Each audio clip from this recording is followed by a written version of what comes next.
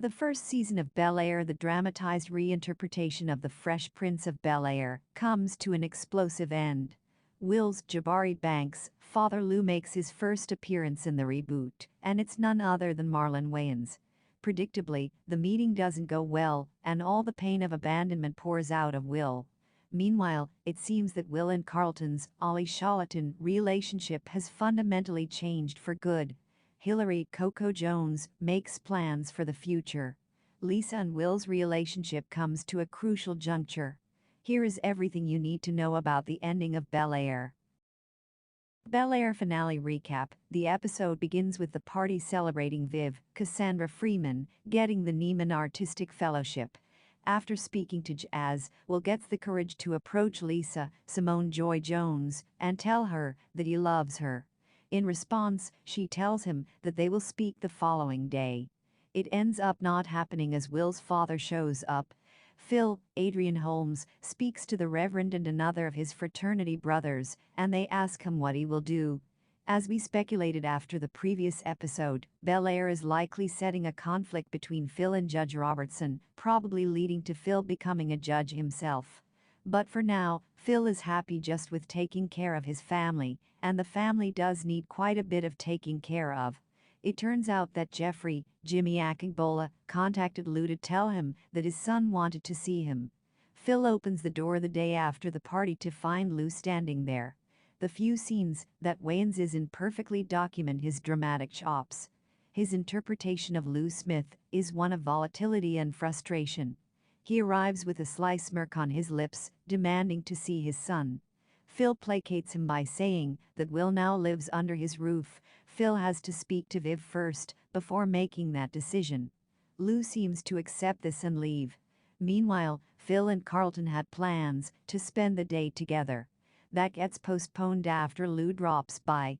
After witnessing the exchange between his father and the man who is supposed to be his uncle, Carlton rushes into his father's office, finds the envelope detailing Lou's past, and opens it. He later goes to Will's room and tells him what he has found. Lou was in prison. Will immediately confronts Phil, and the latter and Viv decide to set up a meeting between Will and his father. Will then calls his mother, demanding to know why she didn't tell him that his father was incarcerated. It seems that Bel Air has long-term plans for the relationship between Jazz and Hilary. They have been flirting for the better part of the season. In the season finale, they sleep together. It seems that Jazz will play a much bigger role in this series than the character did in the original one.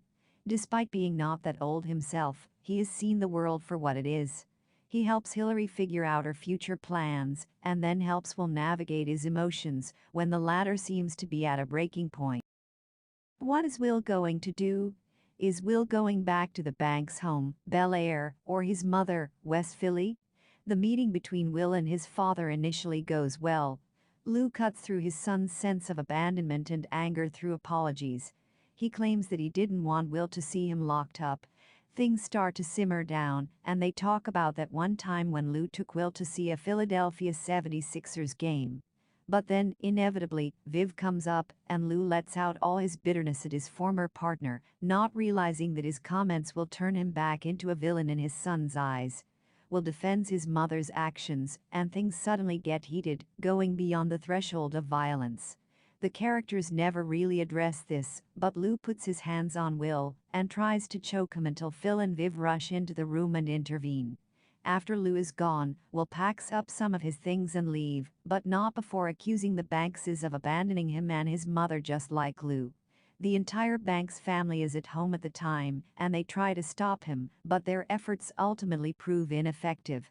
Jazz eventually finds Will on that cliff where the two of them stood in the pilot episode, looking at the spectacular view of Los Angeles. Will is adamant that he is not going back. He feels alone, as if everyone has rejected him. Jazz reminds him that there is a house full of people, referring to the Bankses that want him around. He perfectly sums up the basic notion behind any pursuit of success. You have to always remember where you have come from, but that doesn't mean you can't change your life for the better. The key to happiness is remaining true to who you are no matter where you are. It seems that Jazz is getting through to Will, but the season ends before the latter makes any decision. We will likely see Will returning to the Banks household. Carlton and Lisa, who are also looking for Will, might find him and convince him to return. Even if he doesn't do so immediately and decides to go back to West Philly, the plot revolves around Bel Air. The show's name is Bel Air, and its protagonist has to return there at some point. Will Hilary go back to the crib of influence? Jazz advises Hilary to make the best use of her collaboration with Ivy and create a partnership with the more popular influencer. Hilary does exactly that by agreeing to help Ivy by becoming a member of her team. She also proposes a valid business idea by telling Ivy that she should buy Kylo's share in the crib of influence. Hilary now owes $50,000 to Kylo by walking out of their contract. If Ivy replaces Kylo as the head of the house, Hilary will not have to pay Kylo and probably can go back to the house. This, of course, entirely depends upon what Ivy does with the breach of contract issue, if she does end up replacing Kylo. However, if everything happens just as Hilary has hoped, she can return to the crib of influence. Who's Lou Smith? Although Lou didn't appear until the very end of season 1, the ramifications of his actions are very much evident in the lives of his estranged wife and son. Vi is a remarkable mother. She has striven to do her best for her son and brought him up to be a well-adjusted, wonderful young man. But she wouldn't have to face her economic struggles if Lou were involved. Moreover, Will has grown up missing a part of himself. As he admits in the season 1 finale, he has been miserable wondering what happened to his father.